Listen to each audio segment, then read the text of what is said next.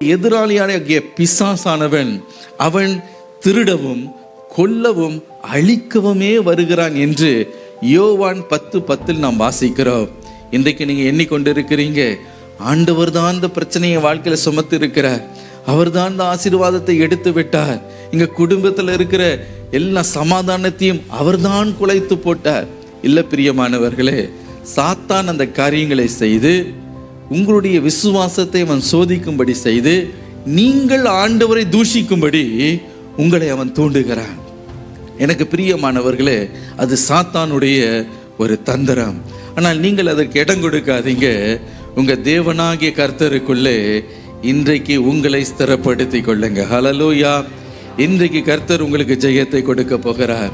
இழந்து போன ஆசீர்வாதத்தை நீங்கள் திருப்பிக் கொள்ள போகிறீர்கள். ஒருவேளை சாத்தான் உங்களுடைய பிள்ளைகளை சிறைப்பிடித்து வைத்திருக்கலாம், உன்னுடைய கணவனுடைய மனதை அவன் கட்டி வைத்திருக்கலாம்.